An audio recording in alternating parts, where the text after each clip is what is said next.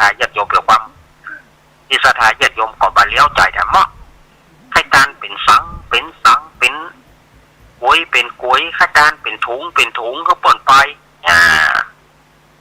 แต่มันก็เป็นอย่างนี้นะทีนี้ศรัทธาญาติโยมเฮาจะเงียบจะใดได้เฮาจะเงียบจะใดก็ต้องอย่างเงี้ยเมื่อเฮาทำเป็นสลากมาได้เตื้อเพราะว่าเงินทองเฮาบ่มีก็ตามสังฆทานเป็นสังเดียวรวมยอดรวบยอดกันก็ต้องได้อยู่เปิ้นจะได้บุญส่วนนั้นก็ได้บุญได้บุญส่วนนั้นไปอันนี้ก็คือการตานสังฆทานการต้นเงินการแบ่งป่วยเข้าสังไปมีฐานะดีก็แบ่งไปมีฐานะดีก็แบ่งย่อยยัดย่อยไปมีฐานะพอดีต่อมาให้มาดีเข้าหม้อแกงหม้อเอาไปถวายครูบาอาจารย์วันนี้อาตมาภาพก่อนแล้วก็ญาติพี่น้องก็จัดปล่อยเข้าสังตานเฮือกับหลานที่ได้เสียชีวิตไปเมื่อเดือนพฤษภาคมตอนนี้ก็ได้100 วันกว่าละวันนี้ก็จะทำบุญเฮือหลานประมาณ9 โมงไปก็จะทำบุญเฮือหลานเนาะทำบุญเฮือแม่ไปแล้วเมื่อกรกฎาคมก็จะทำบุญยังหลานประเด็นนี้ก็จะทำบุญเฮือหลานวันนี้นะตอนอย่างเงี้ยเดือน12ออกมาลูกหน้ากับปะหูดังเหมาะอย่างที่อาตมาว่านั่นนะแล้วมันบัดใจเป็นน้ำเลี้ยวเถอะพอเดือน12เพลงมาเปิ่นตานส่งตัวประตานพอสีอะไรเหมือนกับเปิ่นจะไม่ค่าห้าของกินของตานนะแต่อย่าได้ตานขันเข้าดำละต้องบอกขันเข้าก็ตานทำประตานทำก็ตานขันเข้า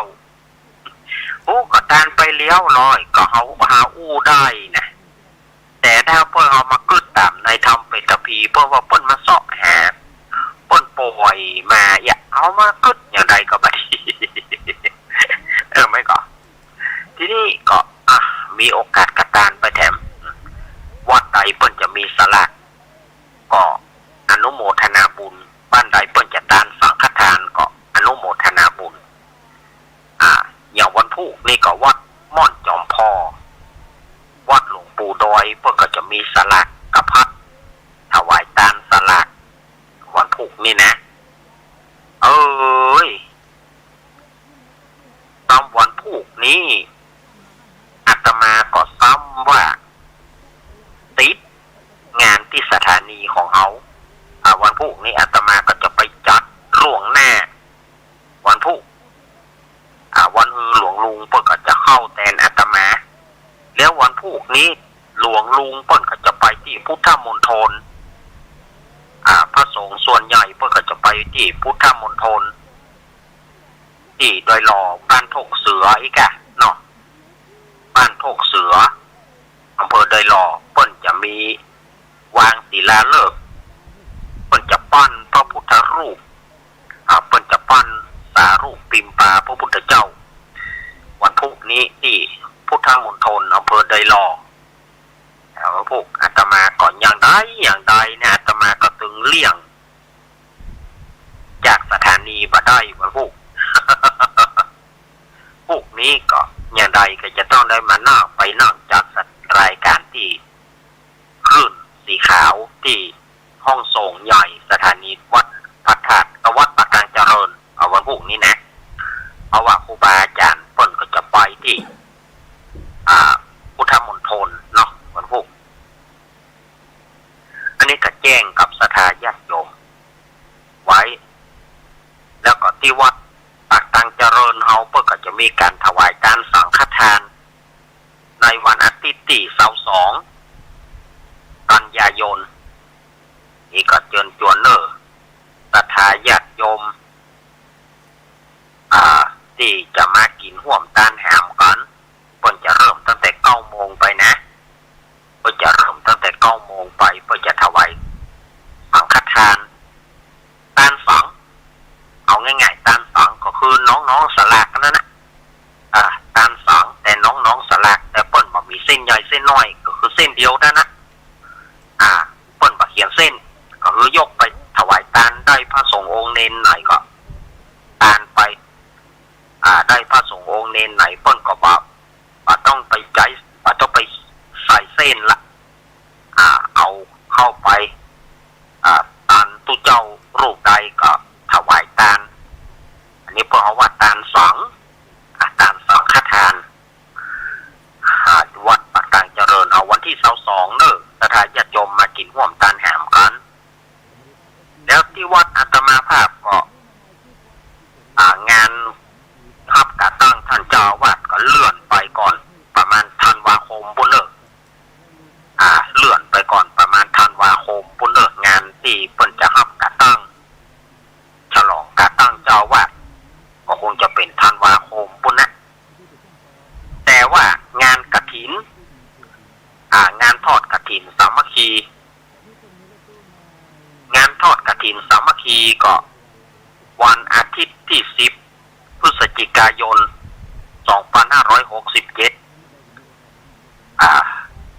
จะมีการถวายตานกฐินประจำปี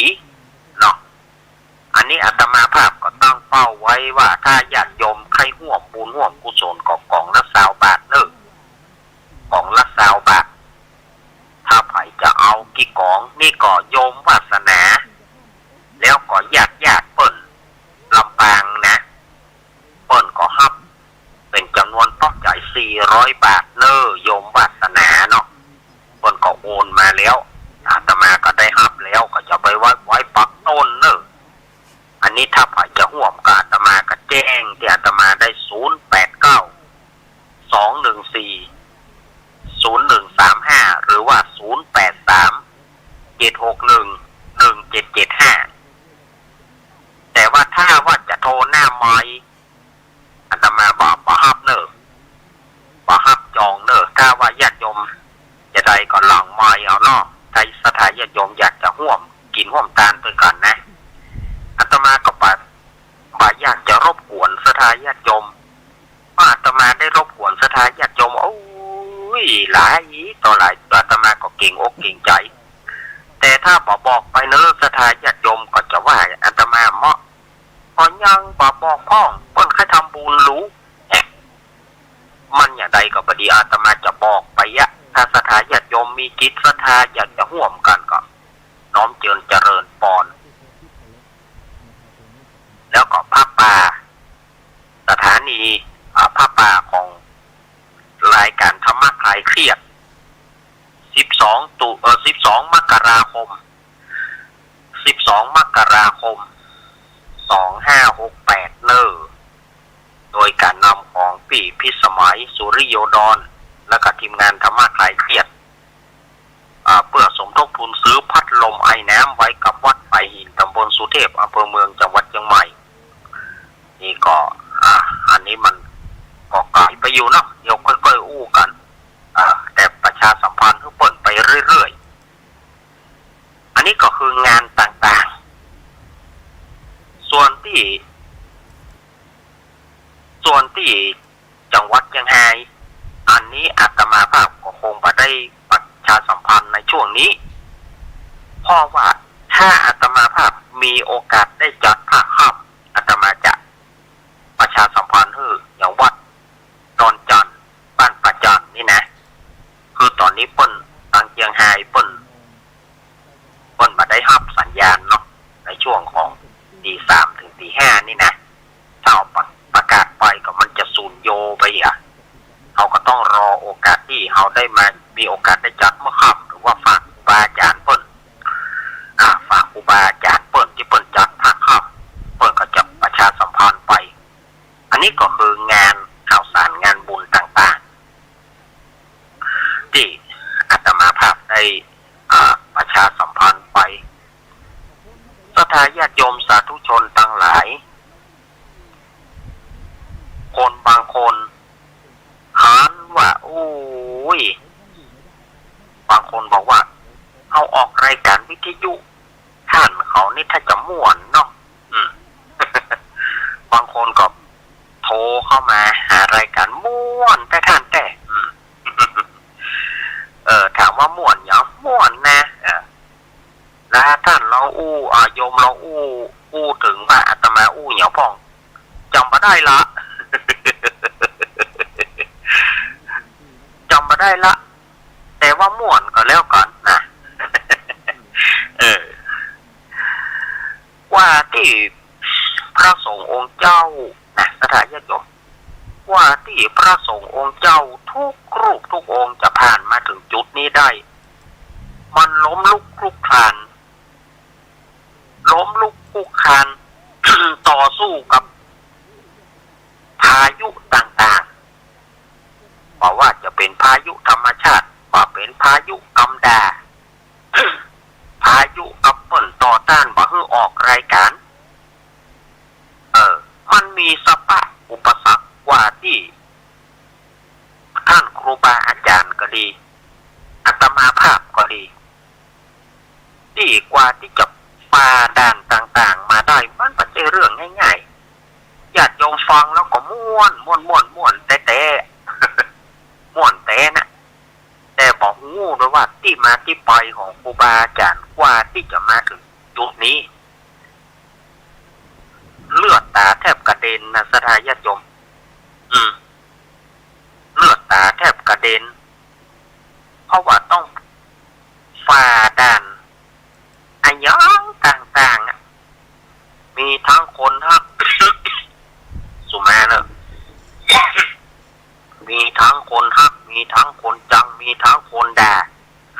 มีทั้งนินทาสารพัดที่ครูบาอาจารย์แต่ละรูปแต่ละองค์โดนกันมาถึงตัวอาตมาเองก็เหมือนกันโดนมานักต่อนักโดนต่อต้านอาตมาเองจะโดนนักกว่าศรัทธาญาติโยมจะโดนกว่านักกว่าครูบาอาจารย์มีการว่าคนตาบอดจะทำมาอย่างไรไปอย่ามาฟังมันแต่ก็พอดีอวดหูอวดลวกนาน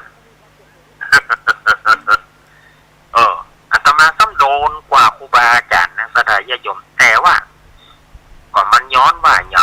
เฮามีใจหักนั้นนะถ้าเฮาการกำดาการอย่าไปหนีไปก็คือหมดท่าเฮาก็บ่ไปไกลมั้งเฮาก็จะอยู่ตึกจุดนั้นมั้งแต่ถ้าเฮาสามารถฝ่าด่านอุปสรรคต่างๆฝ่าคาลมคนด่าฝ่าพายุคนด่าฝ่าพายุอุปสรรคต่างๆเพราะว่าทั้งของธรรมชาติและก็พายุกำปากโคนนี่มันบัดใจว่าจะเป็นเรื่องที่ง่ายกว่าที่บุคคลจะยอมรับว่าเขาจะคือเขานี่นะกว่าที่จะได้รับคำตอบจากญาติโยมว่าดีละนี่นะมันบัดใจเป็นเรื่องง่ายๆแต่อาตมาก็มากืดใจว่าหม้อมันก็มาจากดินหรือว่ามาจากโลหะมันถึงเป็นหม้อเป็นหม้อน้ำก็มาจากดินซึ่งไผ่บ่ต้องการดินนั้นแต่เอามาปั้นเป็นหม้อก็มีค่ามีราคาขึ้นหม้อหุงข้าวก็ทำมาจากอลูมิเนียมทำมาจากเหล็กมันเป็นเหล็กง่างมันก็อยู่อย่างนั้นนะพอเอามาทำแล้วเอามาทำแล้วมาเป็นหม้อเป็นหอยกล่องแงมคนก็ซื้อถ้ามันเป็นหม้อเป็นสภาพเล็กแผ่นมันก็อยู่อย่างนั้นเต่าอังโลอังเลหมดนี่นะเต่าอังโลอังเลหมดเนี่ยอย่างต่างๆแล้วเนี่ยมันเป็นเมื่อมันเป็นก้อนดินมันเป็นเล็กอยู่ไผ่ก็บันก็ต้องการพอมันเป็นตัวรูปตัวร่างมาโอ้เปิ้นแปลงเฮาประดิษฐ์ประดอยเฮางามคนไหนก็งามแต่ซื้อหน่อยติ้วไปเป็นของ ของฝากอยู่ไปเนี่ยมันจะมีค่าอย่างนี้อีกครูบาอาจารย์พระสงฆ์องค์เจ้าก็เหมือนกันกว่าที่จะได้รับกว่าที่จะมีเสียงยอมรับจากครูบาจากญาติโยมเนี่ยมันปัจจัยง่ายๆโอ้กว่าที่เขาจะคือเอาอีนะโอ้อีนะ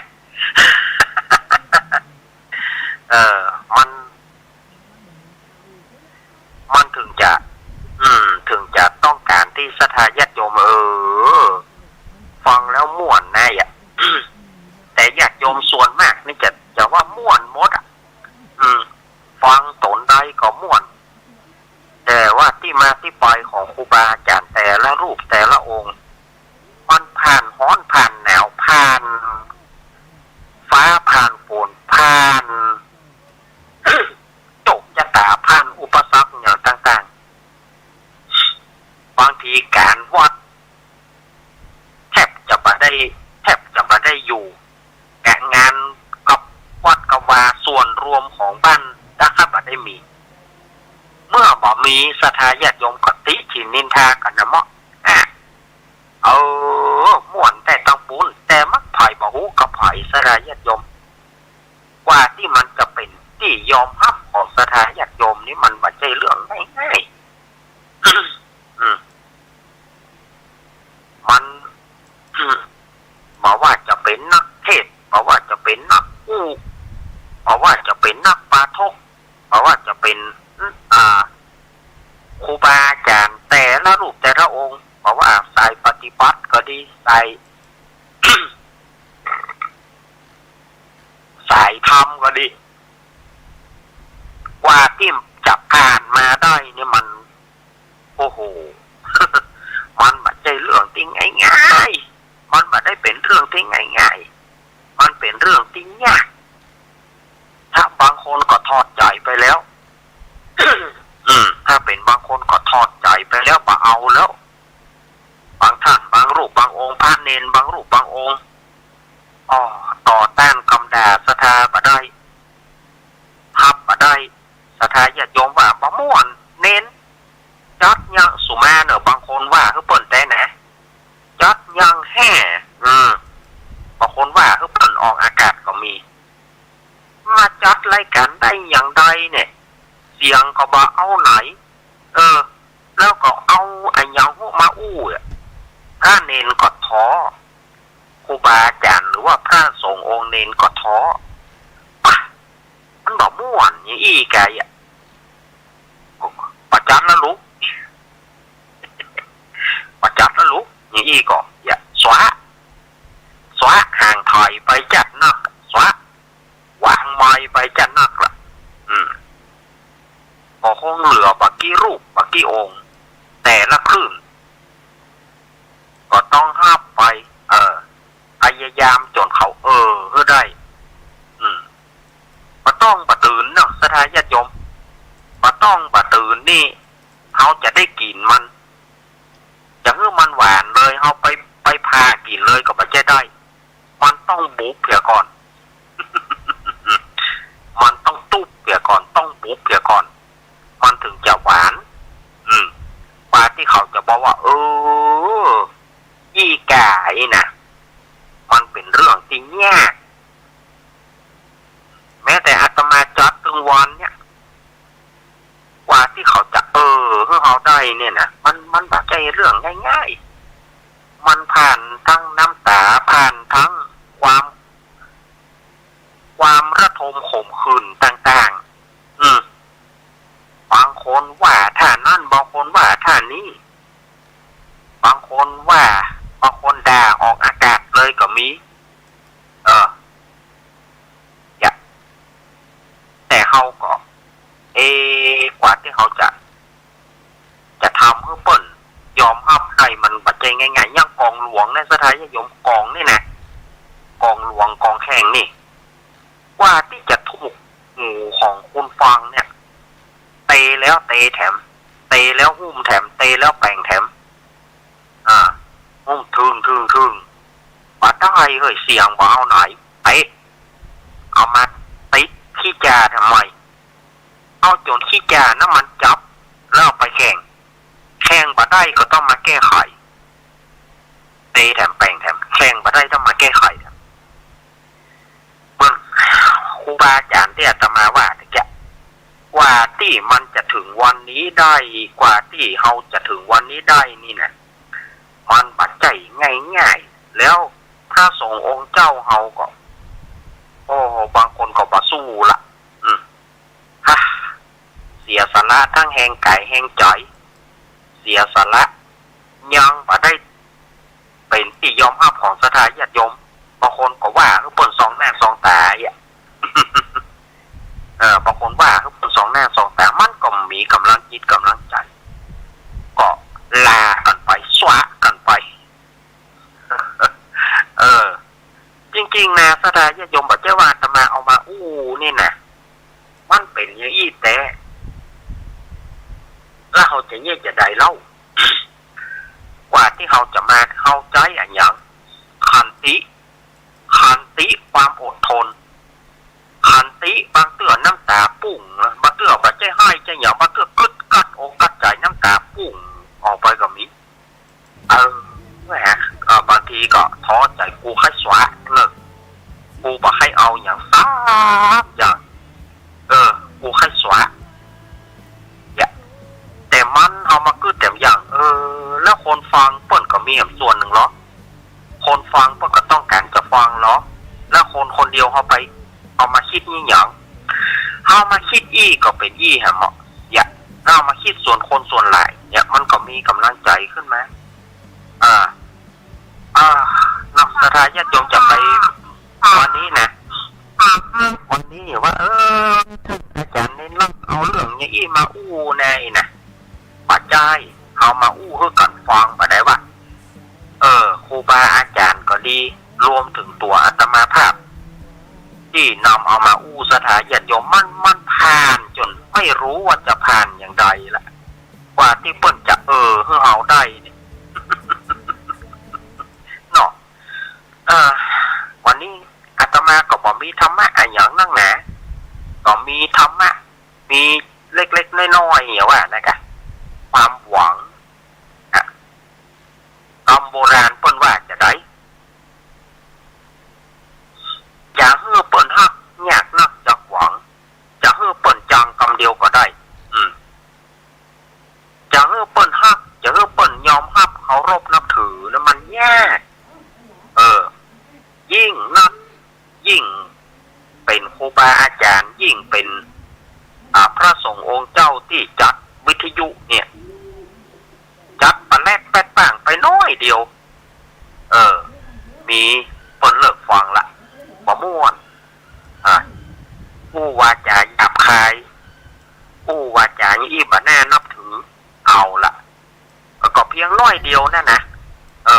จะว่าอภัยก็เปิ้นแต่เปิ้นบางทีเปิ้นบ่ตั้งใจแก้อย่าบ่มีละครับปะแลกไปน้อยเดียวฟังมาละบ่ม่วนไปบ่ปอกำหยาบกำคายก็บ่แนวบ่มีน้ำ ว่าที่จะผ่านจุดนี้ได้นะศรัทธาญาติโยมมันบ่ใจเป็นเรื่องที่ว่าอย่างที่อาตมาว่านะกว่าจะฝ่าด่านทั้งตุกกายตุกใจตุกใจบางทีตุกใจเหมือนกันบางทีเขาคิดว่าเขาจะเอาอย่างมาออกเนี่ยวันนี้เขาต้องบางทีเขาหาการบ้านมาได้บางทีคนมาบอกว่าพวกมาเจ้าจะได้การคำเนอเอาล่ะจะเอาอย่างเนี้ยจะทำการบ้านจะได้เอาก็เริ่มนอนบ่หลับละต้องกึดละกึดจะเอาไอ้อย่างมาอู้ดีวันนี้จะเอาอย่างมาอู้ล่ะถ้าเอาจะมาอู้อย่าเลยเอามาเป็นหน้าสื่อกึกเด็กเดี๋ยวเปิ้ลก็จะตำหนิว่าเปิ้ลก็จะมาตำหนิว่าอีกก็ให้มาอู้บ่มีความรู้แล้วมานั่งอู้เนี่ยอย่างนี่นะหมอเขาก็ต้องหาจุดนะว่า วันที่เขาเอาในเมื่อเปิดได้มอบหน้าที่ของเขาจะทำอย่างใดให้มันดีที่สุดก็ต้องมาเสาะหากำอู้เสาะหากำจ๋าบางทีเสาะหาอย่างมาได้ก็เก็บเล็กผสมน้อยเข้าไปบางทีก็เก็บเล็กผสมน้อยเข้าไปเอาละตี 2บางทีตี 1ตื่นแล้วตี 1ตื่นแล้วต้องเตียวไปเตียวมาต้องมาคิดละจะเอาเรื่องนี้อู้จะเหมาะก็แฮบางทีกึดได้แล้วก็เอาขว้างไปก็มีกลัวว่ามันจะมาถูกใจศรัทธาเอาขว้างไปเสาะหาฟื้นความจำขึ้นมาใหม่พยายามเอาขึ้นมาอันนี้บัดมาเข้าท่ากะฮะผมกลัวมันจะกระทบกระเทือนป้าใจว่านับได้นับเอามาออกป้าใจเขาก็กึดแล้วกึดแถมขว้างแล้วขว้างแถมเหมือนกันกว่าที่เขาจะเอามาอู้นี่กว่าที่จะเป็นยอมรับของศรัทธาญาติโยมนี่พระสงฆ์องค์เจ้าที่เปิ้นตาดีเปิ้นก็จะต้องค้นหาทางคอมพิวเตอร์วันนี้จะเอาเรื่องนี้อู้ได้ก่อนเปิดหนังสือเอาเรื่องนี้อู้ดีก่อนหนังสือเล่มนี้จะเข้าท่าก่อนหนังสือเล่มนี้จะคือความกระจ่างแก่ศรัทธาก่อน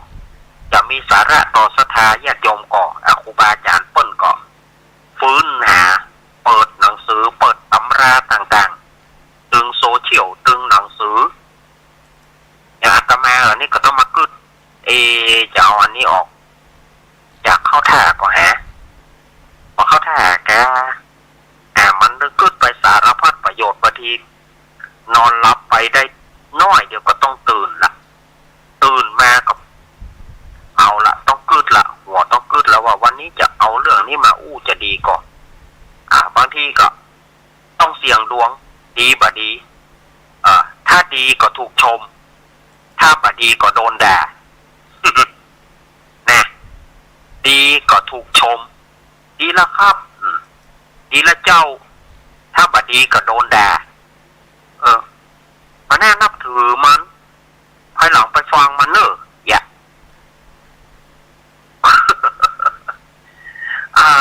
มันบัดใจเรื่องง่ายๆสดายยมบัดใจว่าไผ่ในวิทยุนี่บัดใจว่าอยู่ไผ่จะเข้ามาอู้ก็ได้มันบัดใจแม้ตัวอาตมาเองเนี่ยตอนสมัยแรกๆเนี่ยอาตมาตึงว่าบ่เอาลูกเลี้ยวก็มีใจฮักทางวิทยุแล้วเขาคิดว่าความหูเขาบ่มีเขาจะไปออกวิทยุจะเป็นที่เปิงใจของศรัทธาญาติโยมก่อหัวมันผิดเวลาออกอากาศไปหัวมันผิดกรรมมันจะป่าเหมาะป่างามอย่าเขาเกิดไป108 ปันประการแต่พอเขามาออกแรกๆเขาก็หัวเนี่ยที่อาตมาว่าไปออกแรกๆนี่ สถานีวิทยุปัดทอเหือกะขนาดเปิดแอร์ยังบะเย็นเลยเปิดแอร์ยังหอ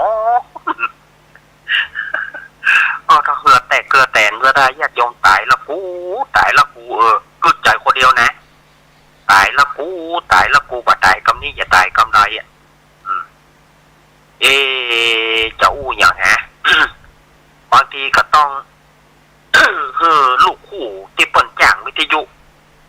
ก็ต้องโป่งให้ลูกคู่เปิ้นที่เปิ้นชำนาญในการอู้วิทยุเปิ้นอู้ไปก่อน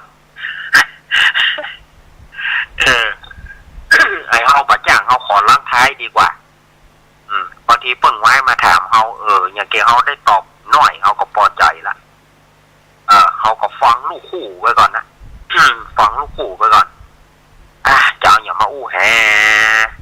เอาปล่อยให้ลูกคู่เถอะเนอะเขาจะเป็นผู้ล้างท้ายเอาถ้าเปิ้นถามแม่นขอพระคุณเจ้าถูกละอันนี้เพิ่นของไว้พระคุณเจ้าครับถูกก่อแม่นละน้อยยมเนาะ ได้กำนั้นตาอันนะได้กำนั้นตาอันนะบัดมาอู้จะเอาอย่างมาอู้แล้วที่ตอนนี้อาจารย์ยังอู้ได้พอมันมาถึงตอนนี้แล้วมันบ่ ไปแล้วเนี่ยผีถึงไปเหี่ยวมันบ่เผามันก็ต้องฝังผีถึงไปเหี่ยวแล้วนี่มันบ่เผามันก็ต้องฝังบ่ฝังก็ต้องเผาบ้านก็เน่าบึ้งก็เปิ้นละให้เฮาจัดกำเนิด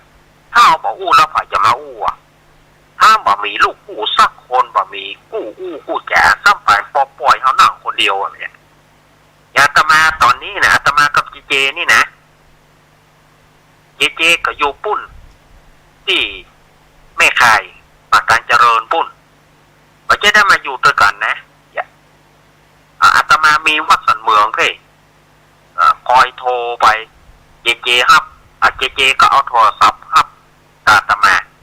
แล้วดึงเข้าสู่วิทยุของญาติโยมแล้วอาตมาจะไปอู้กับไผอาตมาจะไปอยู่กับไผก็อยู่คนเดียวแล้วอย่างใดเปิ้นมอบอำนาจเธอเปิ้นว่าเปิดโอกาสอู้เลยอู้ทางวิทยุอู้ออกวิทยุเลยถ้าเอาบ่อู้อย่างใดผีถึงไปเหี่ยวบ่เผามันก็ต้องฝังบ่ฝังมันก็ต้องเผา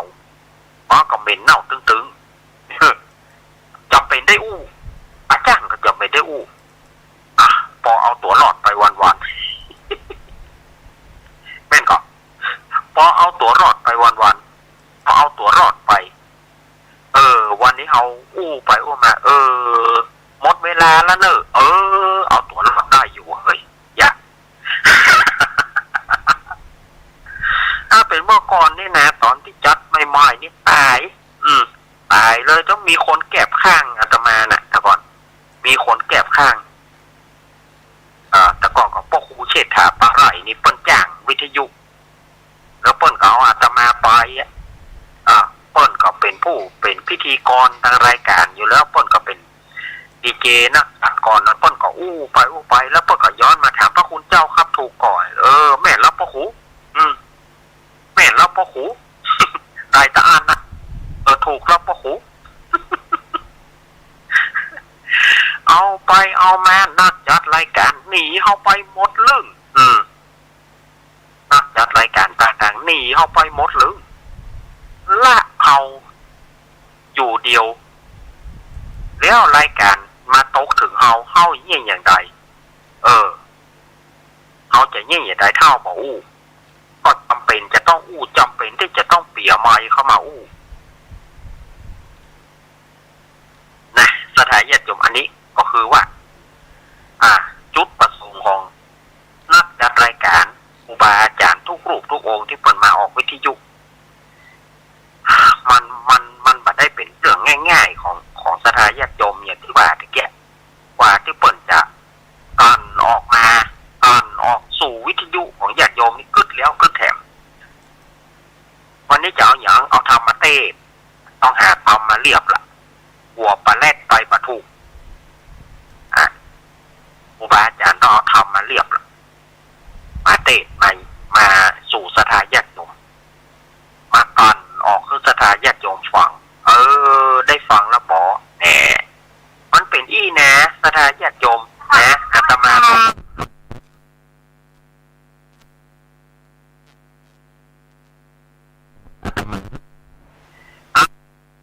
นี่เวลาอาตมาช่วงแรกหมดเนอะตามเดียวก็มาต่อจากเกินชั่วโมงเกินหลังนี่ค่อยมาฮับสายเนาะเกินหลังค่อยมาฮับสายสถานญาติโยมและอาตมาก็จะมีธุระได้ทำพระสวดมนต์อยู่เนาะตอนนี้อาตมาก็จะพักก่อนนะพักอาตมาจะไปเปิดไฟตั้งนอกนี่ก่อนแล้วก็ไปล้างหน้าล้างตาให้เรียบร้อยก่อนเนาะรอกำเดียวรอ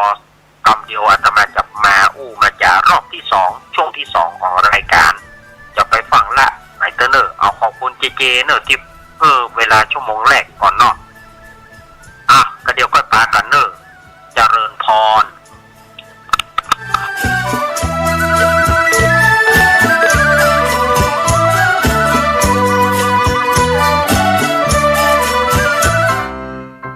น้อ น้องๆหน้าหนาวนี้ไปแอวเหนือเฮาพักที่นี่บ่รีสอร์ทนี้ดีขนาดมีเครื่องทำน้ำอุ่นระบบแก๊สเอาไว้ให้พร้อม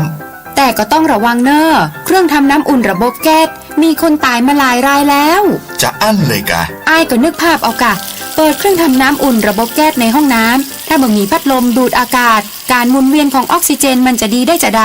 ในเมื่อการเผาไหม้บ่สมบูรณ์ก็เกิดการสะสมแก๊สคาร์บอนมอนอกไซด์สูดดมเข้าไปมันจะไปจับกับเม็ดเลือดแดงและทำให้เม็ดเลือดแดงจับกับออกซิเจนได้น้อยลงเมื่อออกซิเจนเข้าไปถึงปอดก็จะย่าให้คลื่นไส้เมาหัวหายใจยากจนถึงขั้นเป็นลมแล้วก็ตายได้โดยเฉพาะคนที่มีโรคประจำตัวเช่นโรคหัวใจโรคเลือดจางหอบหืดถุงลมโป่งพองโรคความดันโลหิตสูงซึ่งจะมีโอกาสสูงกว่าคนอื่นน่ากลัวขนาดเนาะมันก็บ่ถึงขนาดนั้นถ้าหากรู้วิธีคือถ้าอาบน้ำด้วยเครื่องทำน้ำอุ่นระบบแก๊สบ่ดีอาบเกิน10นาทีจะต้องเปิดพัดลมระบายอากาศหรือให้อากาศถ่ายเทได้ดีอันนี้ก็จะช่วยได้นักถ้าหมู่เฮาแค่หูข้อมูลเพิ่มเติมโทรสอบถามได้ที่กลุ่มสื่อสารความเสี่ยงและพัฒนาพฤติกรรมสุขภาพสำนักงานป้องกันควบคุมโรคที่1เชียงใหม่053-140-774-6หรือสายด่วน1422จนเครียดกินเหล้าจนเครียดกินเหล้าจนเครียดกินเหล้าจนเครียดกินเหล้าจนเครียด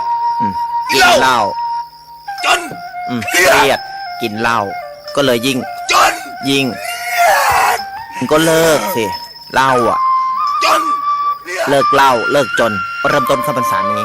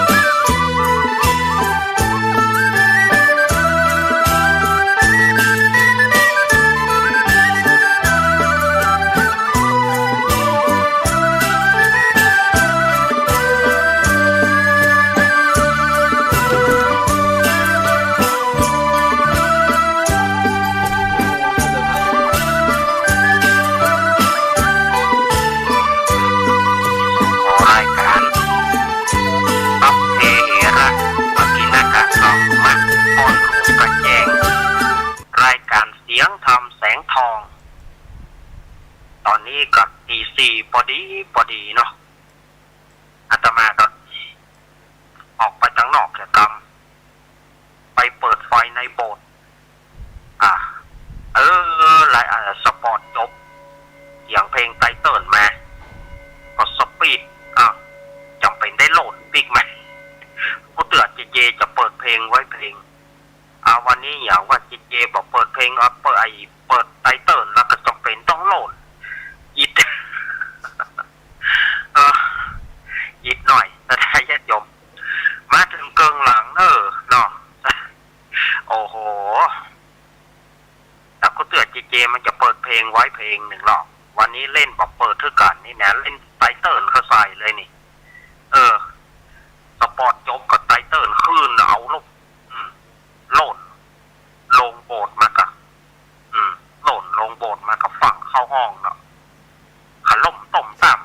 ห้องมันน่ะ อ่ะมาละเข้าสู่สภาวะปกติอ่ะเนาะในขณะนี้สถาญาติโยมก็กำลังรับฟังรายการสัพเพเหระ ปกิณกะธรรมะพรรุ่งใกล้แจ้งแสงเสียงธรรมแสงทองตั้งสถานีวิทยุมวลชนคลื่นสีขาวเพื่อชาวประชาและเครือข่าย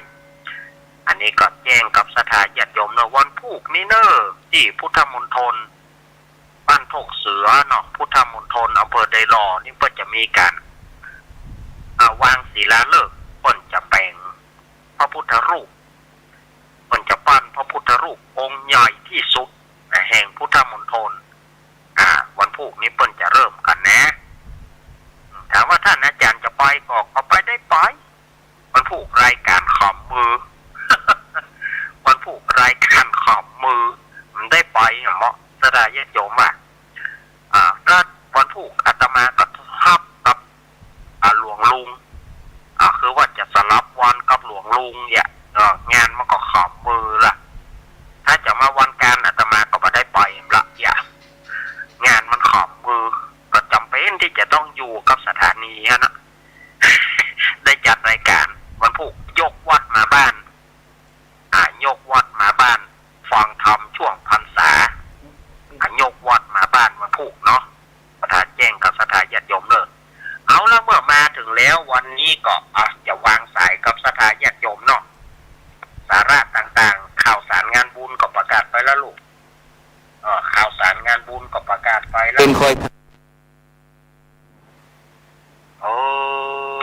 เดี๋ยวกันเนอะสถาญาติโยมเดี๋ยวมิดโทรศัพท์มาเปิดแล้วน่ะไปซ่อหาตอนวางสายมันจะไปได้กี่วะอาตมานี่ก็นอสถาญาติโยมจะโทรมาตอนนี้โทรได้เลยนะ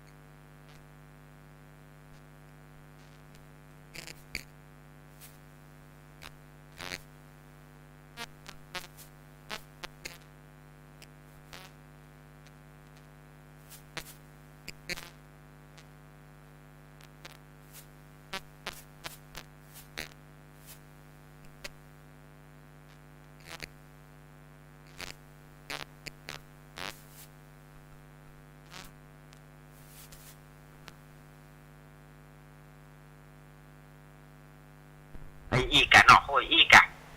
คนเอาแบบว่ากล้าของดินมีที่ไหน สถาญาติโยมไผ่จะโทรมาตอนนี้0837611775โทรมาได้เลยเนอะเปิดโอกาสให้สถาญาติโยมได้โทรกันนะมีก็หาตังใดลูกเจ้าพ่องนี่ตังใดลูกเจ้าพ่องการย้ายน้อยแกวางสายขึ้นแล้วเนอะย้ายน้อยป่นปอแม่แล้วนะมาปล่อยจะโทรเข้ามาตอนนี้ได้เลยเนอะมีก็หามีก็โทรเข้ามาเนอะเอาอาจารย์เจ้าดูเลยแม่พี่สมัยเปิดอีกทีตรงนี้เราถึง3แล้วนะเนาะออกตี3แล้วแม่พักไป1 ชั่วโมงนะ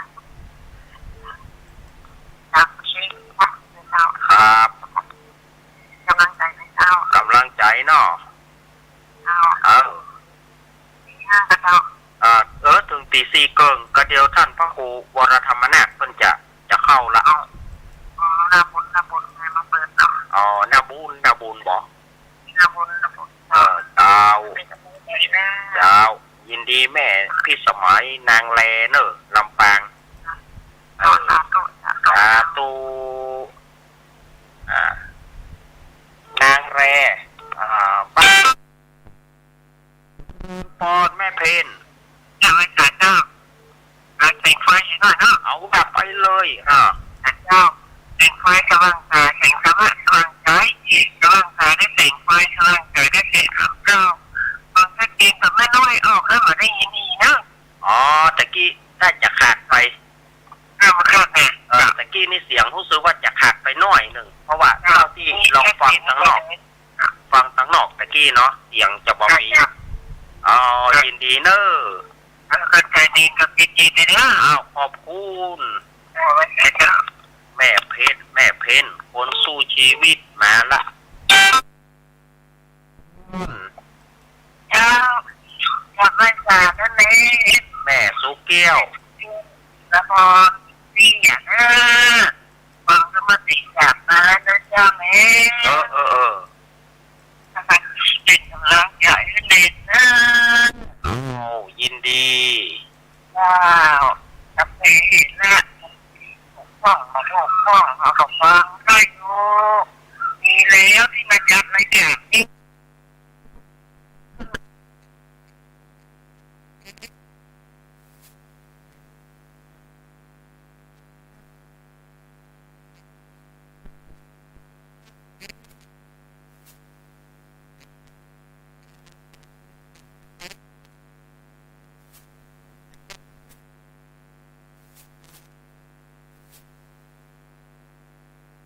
หอมศรีราพรศรีเจียมาละเอามาแถม0837611775โทรกันเข้ามาเนอะ0837611775แม่สีทรเปรมจิตตื่นหรือยังแน่แม่สีทรเขาแม่สวรักษ์เขาตื่นหรือยังลำปางแม่สีกูลตื่นหรือยังแม่กองแดงเกิดเมื่อค่ำตื่นหรือยัง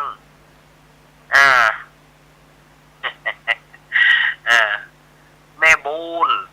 กตื่นหรือยังแม่ปราณีมตื่นหรือยังไปตื่นมากระโทรเข้ามาเนอะไปตื่นมากระโทรหากันได้เนอะ0837611775เด็กหญิงพร น้องงัวแดงสันกำแพงเชียงใหม่เด็กหญิงพร แต่คืนนี้หมูว่าเพิ่นโทรเข้าหาทำมาใครเครียดก่อนเนาะแฟน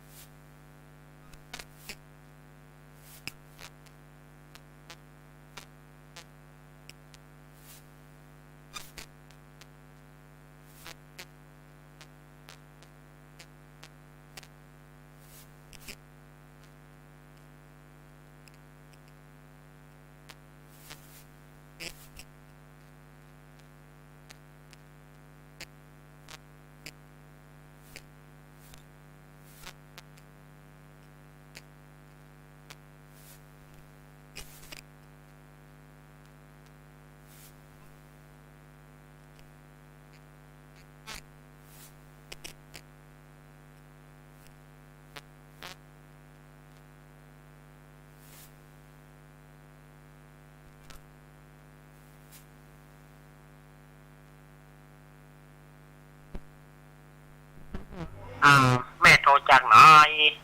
จากบ้านไหลน้าน้อยลำปาง แม่น้อย โอ้ นะ นอกบทครั้งแอมเลยโทรแล้วโทรแบบนั้น อ๋อโทรไม่พูดสายเนาะวันนี้แม่น้อย2น้อยเนอะแม่น้อยยองกับแม่น้อยลำปาง เจ้าที่ไม่น้อยลำปาง แม่น้อยลำปางก็เดี๋ยวแม่น้อยตาโถกมาเนอะมันครบ3น้อยอ่ะเนาะ เจ้าสามโกถ้าไม่ได้กำไรใหญ่นะลงนี้ สาธุเด้อ เจ้าพิทยุนั้นสุดๆชัดๆมันเลยชัดเจน ลมฟ้าอากาศแม่มันเป็นด้วยฟ้าด้วยฝนเนาะลมฟ้าอากาศเนาะเจ้า ไว้สาเด้อ เจ้ากินดีเนอะ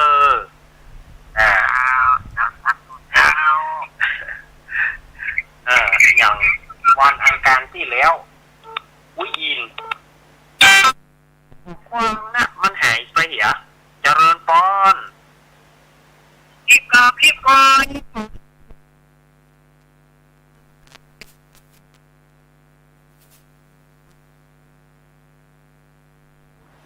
โอ้ที่ความลำบากลำบนนี่ไอ้โนขนาดไหมว่าเป็นคนดี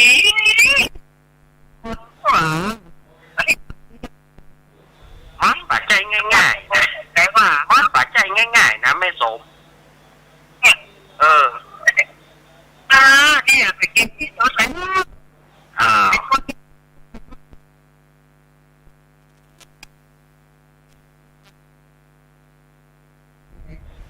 โอ้ยสุดยอดเอาไปซัพพอร์ตมันจะไปเอาแล้ว ได้ค่ะ ซัพพอร์ตมันก็ทอดจ่ายไปเมินละกัน ตรงนี้มีคนเลือกกำลังใจตลอดอยู่นะเจ้า จันสมเนอะ มาแสดงเจ้า สมมานีจัดมาละแม่ปานีนะไฮเซฟนะมอไฮเซฟเนอะอันนี้แม่อายเนอะแม่อายแม่จันสมบางไซก็กอมสุมาเตอะแม่จันสมบางไซก็กอม0837611775มันก็ได้กำลังใจมาก็พอดีนะแม่จันสมว่าสู้เข้าไปเตอะลูกเหย สู้เข้าไปเตอะลูกเหยเนาะสู้มันเข้าไปก็เนี่ยได้มันอย่างที่แม่น้อยว่านะดินเอามาบาได้มันก็เป็นดินเอาไปแปลงพระธาตุโคนไวกันต้มเหมียก็มาจากดินนะพอแปลงพระธาตุเสร็จเรียบร้อย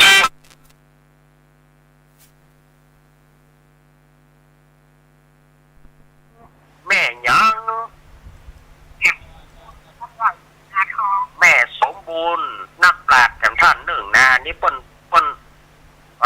เรื่องเพลงนี่ก็ยอมเปิ้นกันเนอะแม่สมบูรณ์นี่นะแท้กันเนาะ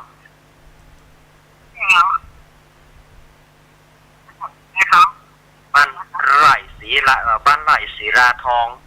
จังหวัดลำปาง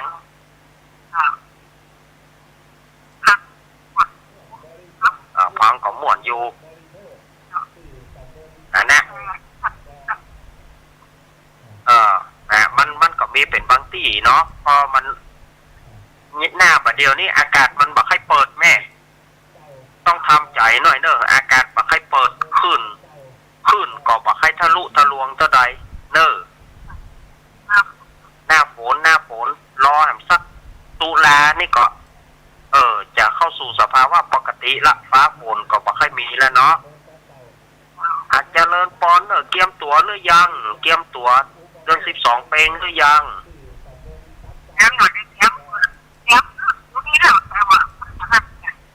มันบันนี่เจ้าเนาะเจ้ายินดีแม่สมบูรณ์นะสุมาเนอะยินดีแม่สมบูรณ์เนอะเจ้าแม่สมบูรณ์บ้านไร่ศรีราทองนี่ก็เป็นนักปราชญ์ท่านหนึ่งนะอาตมาเล่นเพลงไปนี่เปิ้นหูแล้วเปิ้นสามารถบรรยายได้ว่าโอ้เพลงนี้มันมีอย่างไรนะเนาะอันนี้อาตมายอมบอกว่าจื่อเปิ้นหวดเปิ้นว่าไปเลยก็ยอมรับแต่น่ะแม่สมบูรณ์เนาะมีอยู่ก็หาโทรเข้ามา0837611775 1775เอาโทรมาหาอาตมาตอนนี้ได้เลยโซนตังสีเตี่ยน้องล่องสีเตี่ยมาละตะจ้างมาละ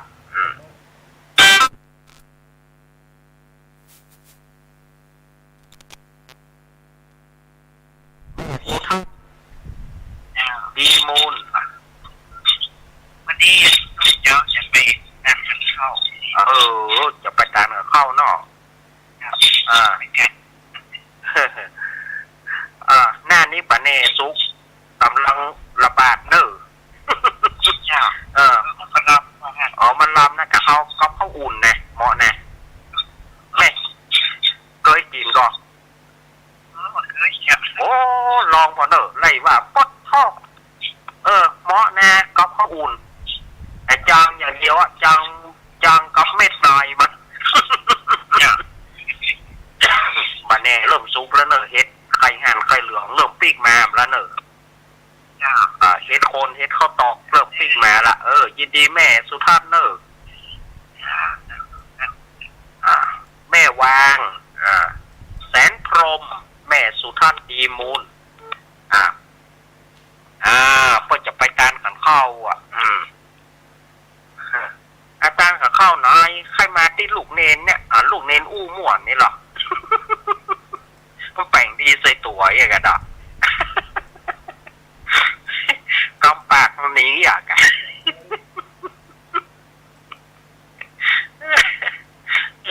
ผลมาได้ก็ดี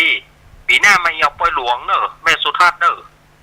ปีหน้านะเอากล่องยาวมาตัวเนอะกล่องตึงลงเอากล่องยาวมาตัวเนอะ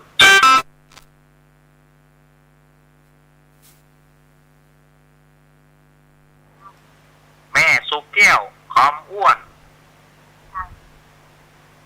แม่สุกแก้วว่าจะได้ฟังอยู่ครับ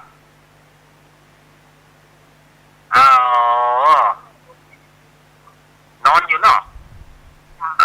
นอนเข้าไปมาเป็นหยังไอ้ปัจจุบันหยังบ้านเฮา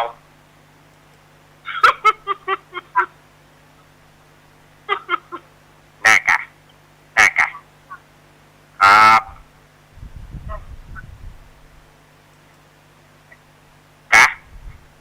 กะยินดีนั่งอยากฟังกันอยู่เนอะว่าเป็นยังว่าเป็นยินดีเนอะแม่สุกแก้วสีโพธารามสารพีสารปีเชียงใหม่เนอะเจริญปอนนมัสการครับผมเรียนต้นไม้ครั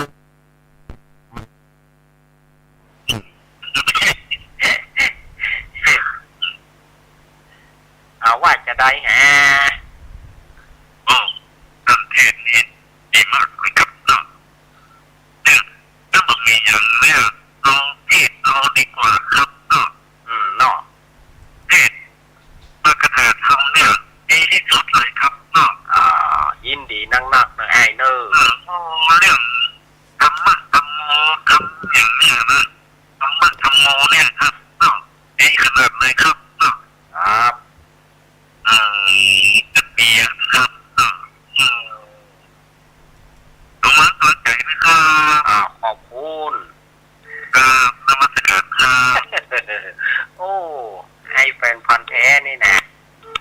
โอ้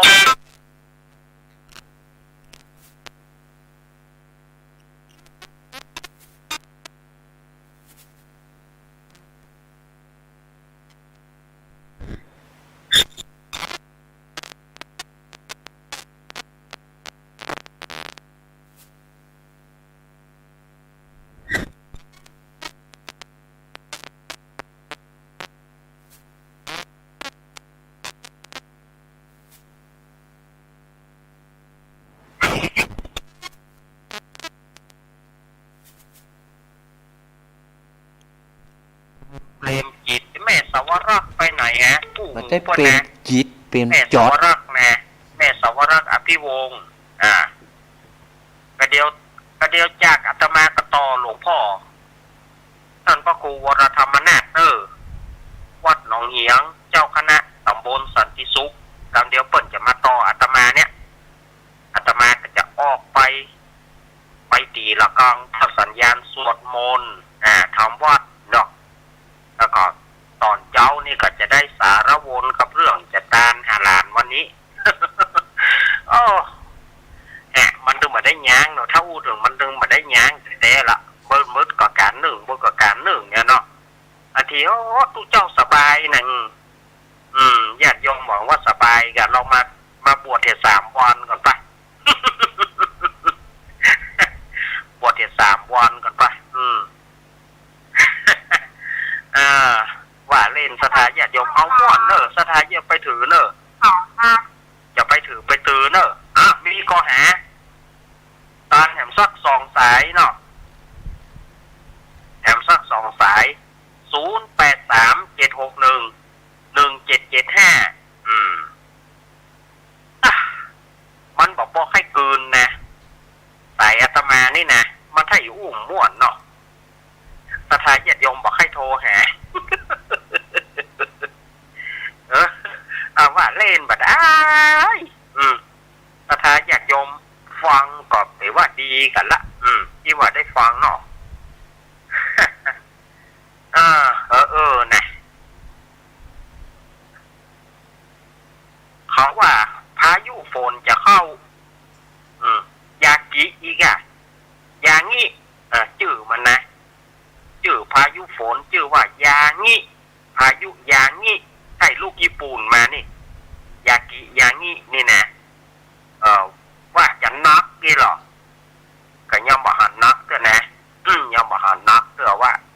จะนักอย่างใดยังบ่หันเด้อยากิยางี้นะเอาว่าวันนี้แห่งวัน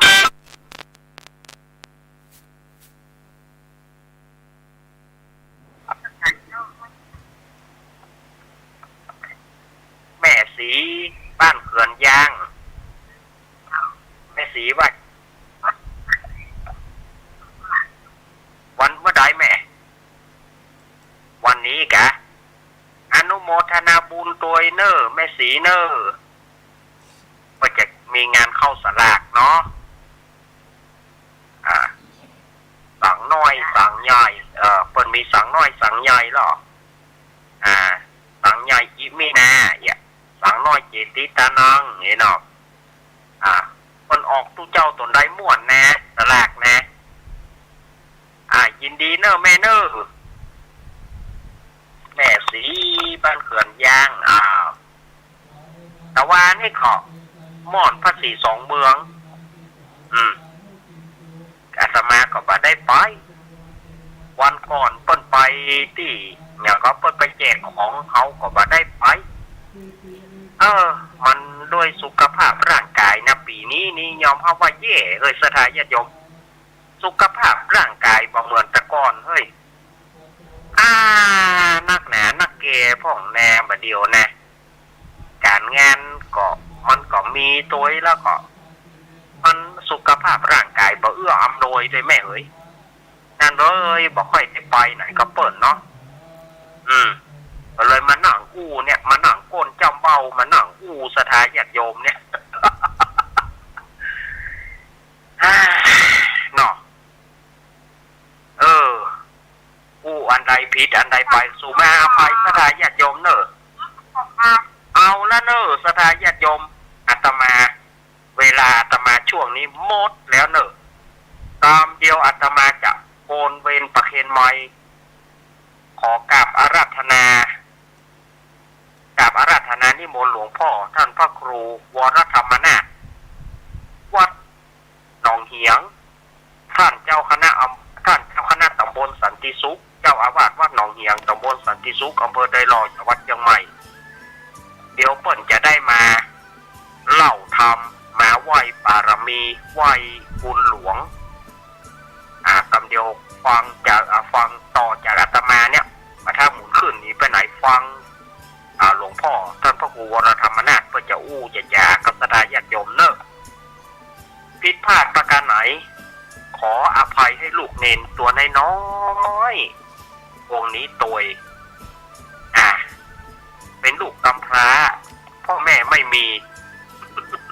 อินดูมันพ่องเนออินดูมันพ่องเนออาตมาขอห้ามสายแล้วเนอเวลาหมดละขออ้างเอาคุณพระศรีรัตนตรัยและสิ่งศักดิ์สิทธิ์ทั่วฟ้าสากลโลกจงอภิบาลรักษาศรัทธา